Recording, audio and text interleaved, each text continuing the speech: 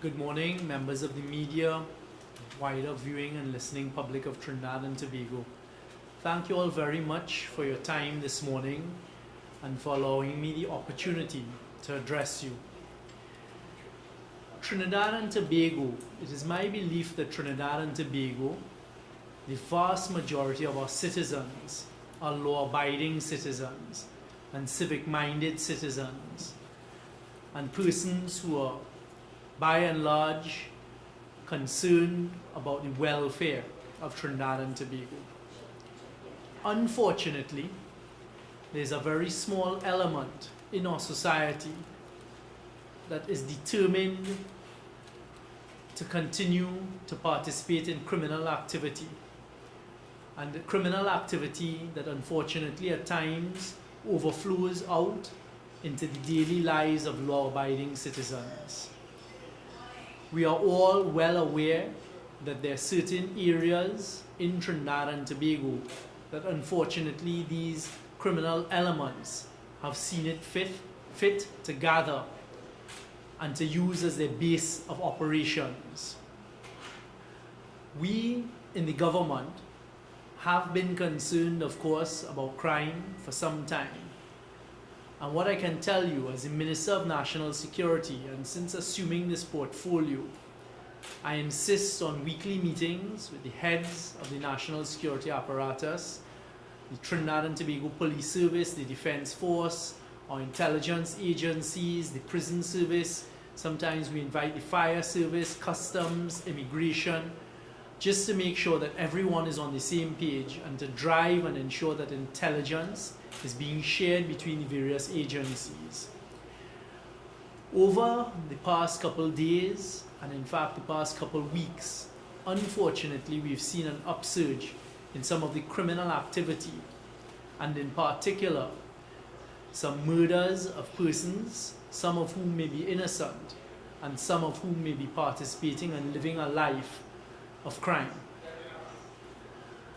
Even before what happened in the last 48 hours, there were a number of preparations taking place with respect to how we would launch certain intelligence-driven operations and how we would deal with some of these criminal elements. What I'd like to say and why I've asked for this press conference today is I've just come from a meeting with all of the heads of security from the Trinidad and Tobago Defence Force, Trinidad and Tobago Police Service, and our intelligence services. And in particular, the Trinidad and Tobago Police Service level, the Commissioner of Police, Commissioner Griffith, Deputy Commissioner of Police, Mr. Dulal Chan, and then heads of certain divisions, as well as heads of certain specialist units were present in the meeting a short while ago. On the Defence Force, we had the Chief of Defence Staff and some of his officers there as well. What needs to take place is that the law-abiding citizens need to be given some level of assurance and an extra effort made with respect to increasing the intelligence-driven operations. What I want to assure the citizens of Trinidad and Tobago is that we are not sitting idly by. Intelligence has been gathered over a number of months for the preparation of certain operations. When these operations are launched, there is going to be a level of inconvenience, unfortunately, to the law-abiding citizens in particular areas. I ask the law-abiding citizens to bear with us as we launch certain operations to ensure their safety and their security. And we are well aware of who the law-abiding citizens are and the need to assist them and to offer levels of protection for them. However, the only way to push back at the criminal element is for us to change the narrative. And that is what will be happening. It is no longer acceptable for our law enforcement agencies and the other bodies to be reacting to what is taking place. It is time that we dictate the pace and we go on the offensive And we do all that we can with all of the state's resources to ensure that the criminal element is beaten into submission. So what I'm coming here today to tell you all is that very shortly there will be increased intelligence-driven operations aimed at achieving exactly what I've just described. Additionally, the anti-gang legislation specifically provides for these types of situations, as I was just telling the officers. There are specific charges that can be laid under the anti-gang legislation that were designed for situations dealing with gangs. Searches of places dealing with gangs. Detention of persons dealing with persons who are related to gang activity. If you threaten people, you try to intimidate people, you try to encourage people to join gangs, all of these are charges under the anti-gang legislation. Allow me to place on the record once again the fact that there have been a number of charges under the anti-gang legislation that are currently before the courts and being prosecuted. After the first wave of charges, a second set were done. We have also utilized the detention orders under the anti-gang legislation, which allows the police service to go to court and to apply to a judge for additional time up to 14 days, I believe it's 14 or 21 days at maximum, to detain someone outside of the regular 24 to 48 hour period. I have today reminded our law enforcement officers of this legislation and the asset and tool that it is for them as they begin the preparation to have a surge and a pushback with respect to the gang and criminal activity that unfortunately has become commonplace in certain areas of Trinidad and Tobago. As the Minister of National Security and the government's representative at that level, I have asked for the full participation of our law enforcement agencies and the other arms of the national security to launch these operations to push back hard at the criminal element. Again, it is worthwhile repeating that we understand and appreciate that in some of these locations, the vast majority of persons may be law-abiding citizens, and there will be some level of inconvenience. But I assure them that we are doing this for the purpose of attempting to make their neighborhoods, their communities, safer and more secure.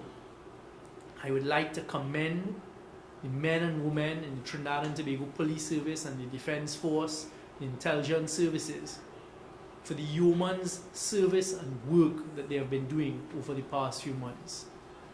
As I have been saying, and as you've heard the Commissioner of Police say within the past few months, operations need to be intelligence driven. The criminal element needs to be inconvenienced. And to the criminal element, I make absolutely no apologies for the inconveniences that they will face and the type of behavior that they will face and the pushback that they will feel in the coming weeks and months. I have asked our Trinidad and Tobago Police Service and the Defence Force to ensure that we sustain these operations. And I tell the population that we are very aware of a number of different circumstances surrounding what you've been seeing going on. And also, we have intelligence as to why certain activity was taking place. So law enforcement are prepared to do what needs to be done within the confines of the law. And they are going to do this pushback on behalf of us, the law-abiding citizens of Trinidad and Tobago. So this morning, I tell the people of Trinidad and Tobago that our police service will be working to protect and serve, ably supported by the Defence Force, provided with the intelligence from our intelligence services, and that we, the citizens of Trinidad and Tobago, can look forward to a new type of policing and a new type of operations. You all have begun to see it over the past few months. A lot of the operations that have been taking place and the success of these operations is due to the fact that they're intelligence driven, we're sharing information, we're ensuring that persons are on the same page, and importantly, that it is not being leaked out there and that they're being properly protected, the information beforehand, etc. So, today I say that the government of Trinidad and Tobago is not prepared, this administration is not prepared to protect anyone. I've seen it suggested that we are afraid of certain elements in society. I can give you the assurance without fear of contradiction, having had many conversations with the chairman of the National Security Council, on behalf of National Security Council, the chairman and myself, that we are not fearful or intimidated by anyone. I certainly am afraid of no criminal element in Trinidad and Tobago. And as I told the law enforcement agencies and our men and women in the defense force, the police service and our intelligence services a short while ago, I support them fully. I support fully what it is they're going to do in terms of their intelligence-driven operations. They have the full support of the government, the Ministry of National Security, the Minister of National Security, and most importantly of me as a citizen of Trinidad and Tobago, as we begin the hard pushback on the criminal element to change the narrative and to go on the offensive. The government is not going to sit back and let things continue as they have been. I have heard the desperate cries by a number of failed politicians and other politicians. It's been brought to my attention. And it's quite ironic that one of them sat in the chair of Minister of National Security at a certain period and did nothing to better it. But today is not about blame. Today is not about looking back in the past. Today is putting down a marker here in Trinidad and Tobago as we go forward, and to tell the citizens of Trinidad and Tobago, bear with the inconvenience that you may feel in the coming weeks and in the coming months, but understand that these operations are being conducted to ensure and to improve the safety and security of the citizens in Trinidad and Tobago. We will be utilizing increased amounts of technology. We will be utilizing certain of our special divisions, special officers and men and women as we go forward with these intelligence-driven operations. It is very difficult as a citizen of Trinidad and Tobago, and in particular as the Minister of National Security, to see when innocent people are sometimes killed. And what I'd like to say is that we are doing everything that we can as the government to support the men and women who are charged with the constitutional responsibility and duties to protect and serve, and to ensure that the others, for example, the Trinidad and Tobago Defence Force, Coast Guard or Air Guard, provide sufficient support for them. We're coming up to the Carnival period. I'd also like to give you all the assurance that since the last quarter of last year, we had begun preparations for Carnival. So it is not something that is new to us. There have been a number of security improvements. I'm quite happy to see the way it is progressing. There are meetings taking place with the various band leaders, etc., to explain to them the important roles that they play, and for us all to be on the same page. This is not just up to the Trinidad and Tobago Police Service and the Defence Force. Revelers, the band leaders, all have a part to play. We're looking at the vehicles that will be used, as you all are aware, during Carnival periods, who will be driving these vehicles, the routes that will be used, every single Carnival event that is taking place as well, the major ones that have the presence of police officers. We ensure that their command centers, there's intelligence beforehand, that we look at the location, we work out plans if something were to, God forbid, happen at these locations, etc. So I'm quite pleased at the work and preparatory work that is taking place and will continue to take place as we go closer and closer to the Carnival period and the days of Carnival. So, I'd like to thank you all for the opportunity to address you this morning. And really the purpose was to let you know that the government has been working with our agencies, and in particular the Trinidad and Tobago Police Service, over the past few months in terms of assisting them in planning operations, etc., planning the policy and how best to drive intelligence-driven operations. You all would have seen within the last few weeks, the Commissioner of Police, Chief of Defence Staff accompany me to a number of meetings in the United Kingdom. Those meetings were very specific meetings with the various intelligence agencies and to try and get assistance, and we have received assistance from the various agencies in the United Kingdom in terms of training, in terms of intelligence sharing, just in terms of building the relationship as we better outfit the men and women in the police service and our defence force to protect and serve us as citizens of Trinidad and Tobago. Thank you very much. I'll take some questions. Minister, good morning. Good morning. You indicated that there may be some level of inconvenience for citizens in certain areas. Is government planning to impose a limited state of emergency in these areas? No. Good morning.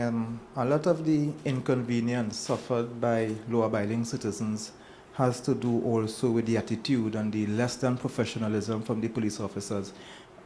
Is there any training by these officers, maybe perhaps in PR or something like that, where they can be able to mitigate some of the inconvenience to the law-abiding citizens? It is something that I've been discussing with the Trinidad and Tobago Police Service. You have a slightly different perspective. We've all seen the videos, the many videos that have gone viral when our men and women in the police service go into certain areas to make inquiries, sometimes to make arrests, etc. From the ones that I have seen, it certainly doesn't appear as though it's the police service who are being less than courteous. So that was part of the discussion this morning, and it has been a continuing discussion. Persons need to understand that when the police service go on operations and they go into communities to conduct inquiries, etc., it is unacceptable to verbally abuse police officers. It is unacceptable to stand in the way of police officers doing their job and their duty to country. Those are actually crimes. So I think we will also see a difference with how that is approached. I've told the police service, whilst you continue to be courteous, whilst we continue to respect always the rights of citizens of Trinidad and Tobago, citizens of Trinidad and Tobago must also respect the police service, and they must also respect that when the police are carrying out their duties, they are not to obstruct them. With the day and age of camera phones and this type of devices, it has changed certain things. I saw an interesting video, I think it was last week, where a police officer was using his camera phone and the citizen scampering, saying, "Don't put me on the camera, I don't want my picture taken out." And that was a good example of the dichotomy and the dilemma and flipping it onto the other side. So I am sure that our police service will be courteous. We have discussed certain elements of training. But what I do is I ask citizens of Trinidad and Tobago, don't get in the way of police conducting their duties and our law enforcement officers conducting their duties. Be responsible. Your job is not to protect the criminal element. And I stand fully with the Trinidad and Tobago Police Service and the men and women who go out there and put their lives on the line, literally on a daily basis, whilst they're conducting their duties, and ask them to continue doing what it is they're doing. And I'm asking citizens, don't get in the way of police officers conducting their duty and their jobs in an efficient and in a lawful manner. If you do so, the police should arrest you. You can be charged for it, obstructing police in the conduct of their duties, and you should be arrested and go and face the courts and explain to the courts why, when the police came to do their duties, came to arrest persons, came to conduct inquiries, you behaved in that manner. And those same videos can be used in the future as evidence against the persons who are getting in the way of police activity. Good morning, Ryan Hamilton, Davis, Trinidad Newsday. Two quick questions. First one, with regard, you made mention of it being an unfortunate situation when innocent people are killed. Just tacking on that, there was an incident just over the weekend where a a person, an electrician, was shot by police, and he unfortunately died as a result. And family claim that he was not only innocent, but he was the wrong person, which a warrant was executed on. I was wondering if you could comment on that situation, or do you think that police have? Think police have any kind of a responsibility to take a little bit of slighter patience before acting in such a fatal manner? Okay, I am not aware of the circumstances surrounding that particular incident. Police always have to be careful and err on the side of caution when conducting their duties. Every time an innocent citizen's life is lost is a tragedy for the country, in my humble opinion. There are both internally and externally bodies set up to investigate those types of incidents, the Police Complaints Authority and the Police Standards Bureau within the police service. So I assume there are live investigations going on, and I wouldn't want to comment on it.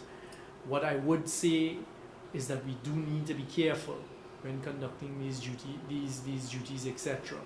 And I wouldn't put it any further than that. Well, I know I said two, but you just mentioned something that tack on a new one. The Police Complaints Authority and, well, the checks and balance divisions, basically for the police service, there has been complaints that there is small numbers and they just don't have enough bodies to do the actual work.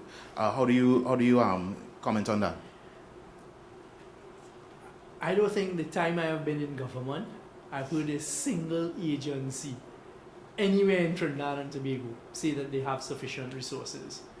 At the end of the day, thankfully, killings as a result of police operations or by police officers are small in number, fairly small in number. So these bodies just have to press on with the resources they have and carry out their duties, etc. I mean, we all face that perennial dilemma of I could do with more resources, etc. But what you must do is carry on with what you have and get the job done. Okay, and last one, I promise. Apparently, since 2008, the GLSC has been operating contrary to how they were supposed to be. I'll just leave it as that.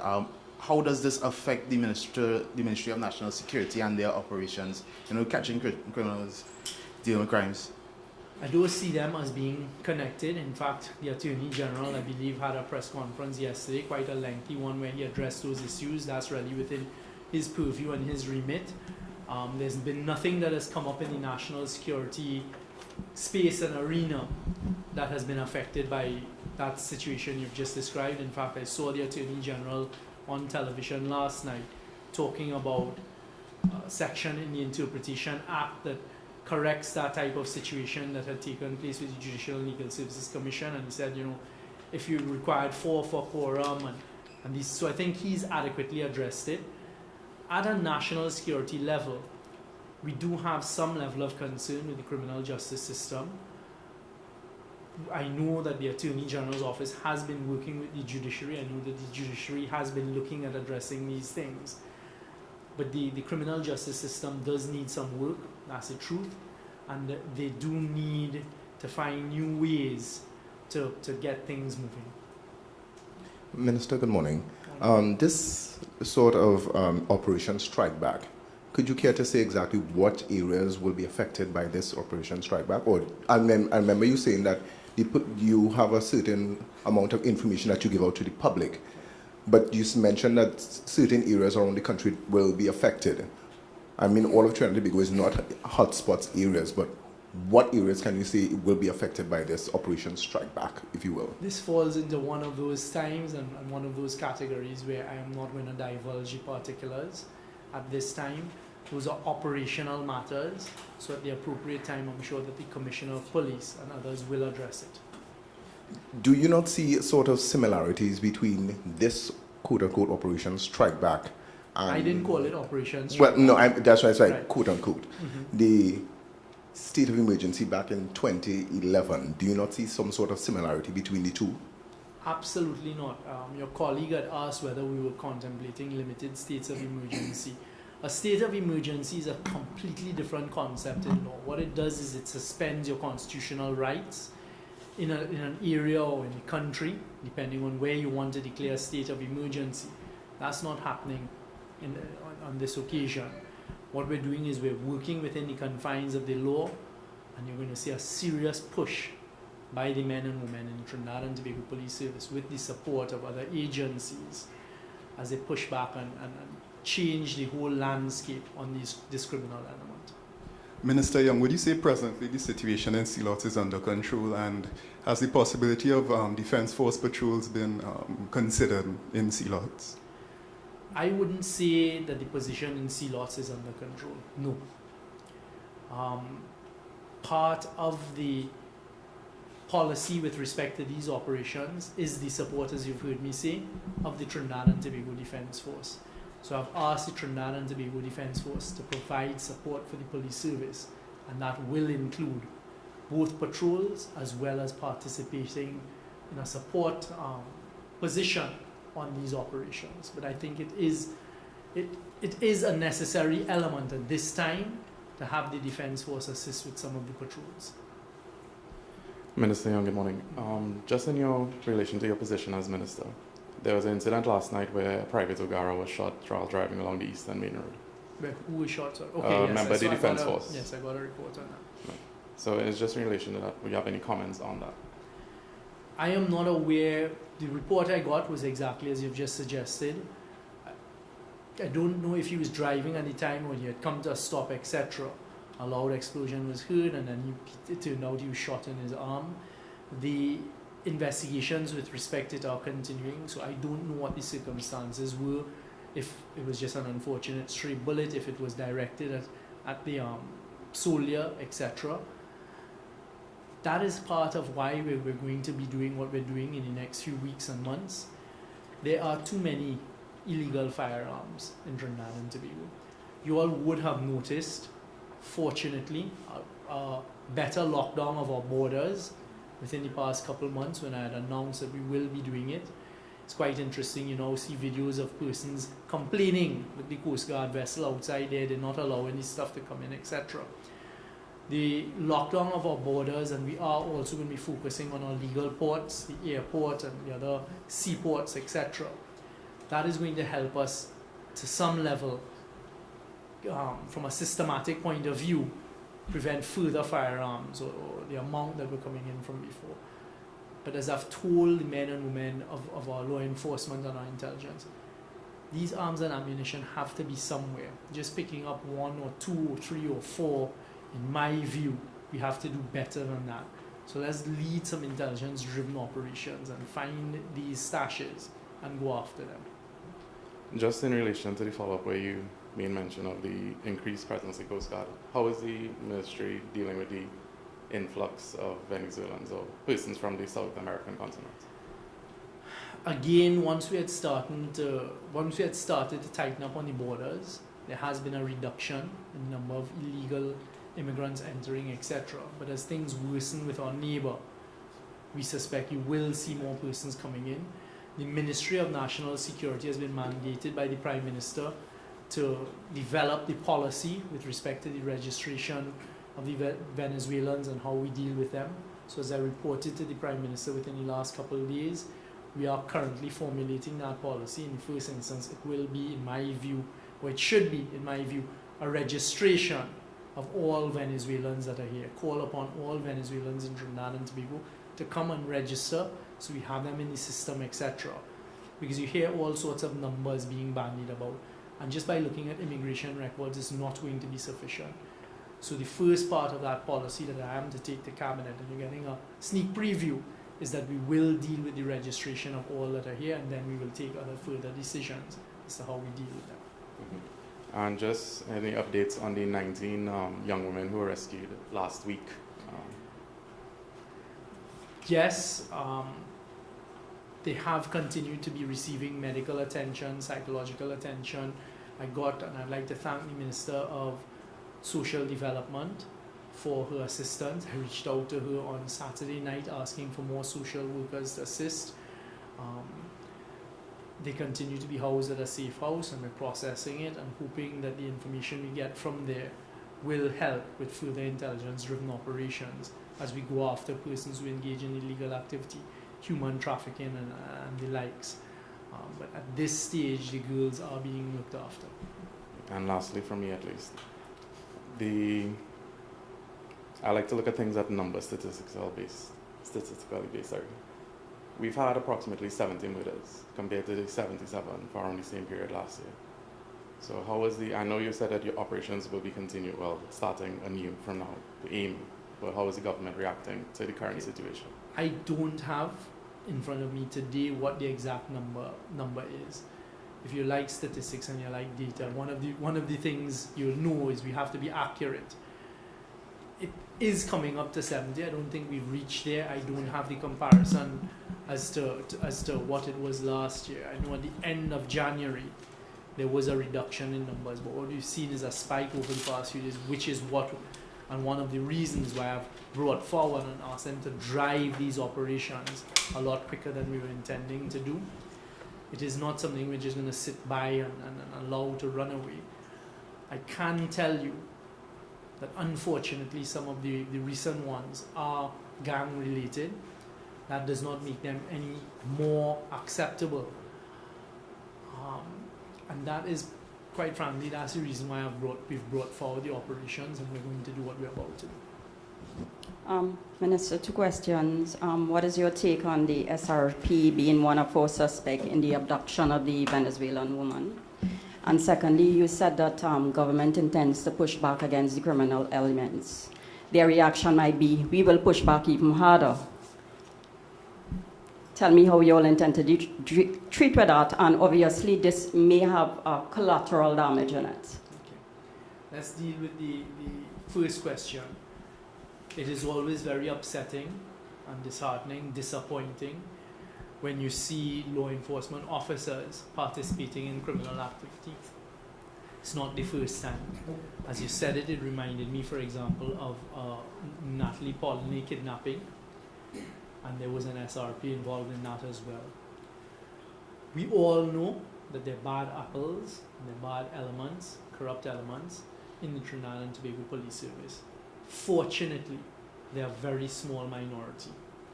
The Commissioner of Police has been working on finding and weeding those elements out.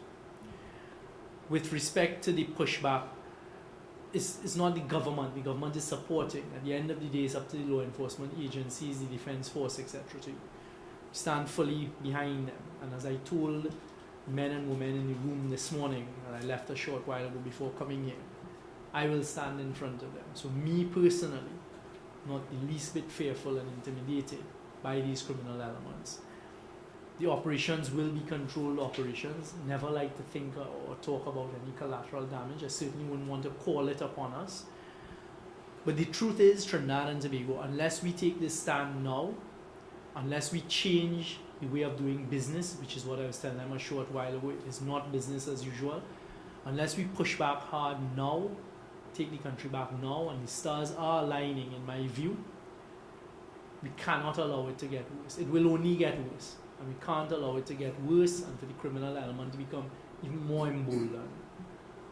So we will push back. We will push back hard. When I say we, that's not the government. I stand with the men and women in the police service, the defense force, our intelligence agencies, and they will do so in the safest possible manner. Minister Young, some people might suggest that if you get rid of certain gang members and they disappear, others would just simply take their place. What is being done to address the deeper social issues? So here at the ministry, there are a number of programs.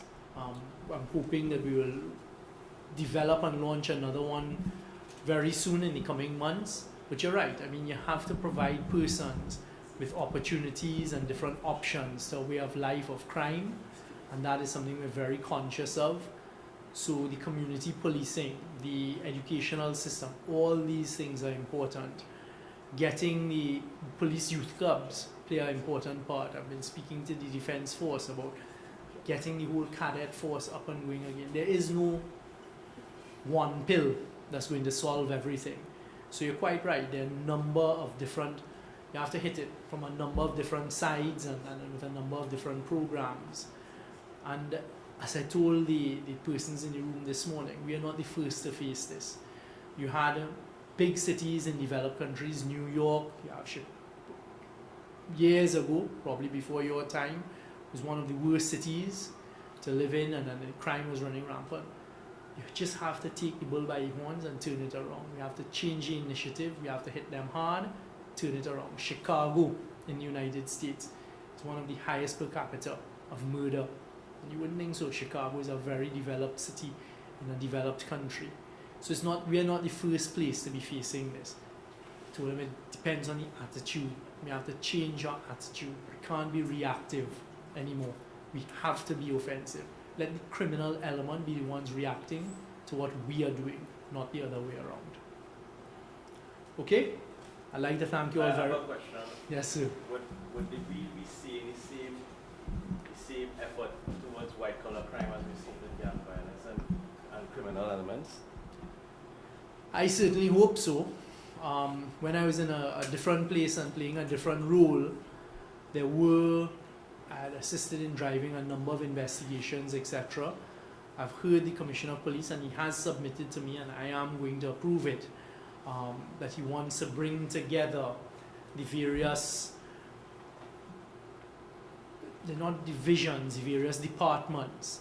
So the Fraud Squad, the Financial Intelligence Bureau, and these different divisions and departments to deal with white collar crime, and call it the Financial Intelligence Division or something like that, if I remember correctly. That's something I fully support. In my conversations with the Commissioner of Police, and I don't get into the detail, he is going to be tackling white collar crime the same way you see him leading the men and women pushing back at the other criminal elements in the streets. So I expect so. Because on the ground, the social perception is that white collar crime is also leading to a lot of crime, because you're not seeing anything happening against those who are involved in that kind of criminal activity. And I agree with you completely, that, and that's why during the course of this morning I repeated again, no one is above the law. And I actually said that again in the room before I came here. Do not be afraid of anyone from top to bottom. No one is above the law. No one will be protected under my watch. Whoever engages in criminal activity, they must feel the whole blunt of the law against them. Okay? Any other questions? Okay, thank you all very much for your time this morning. Have a good day.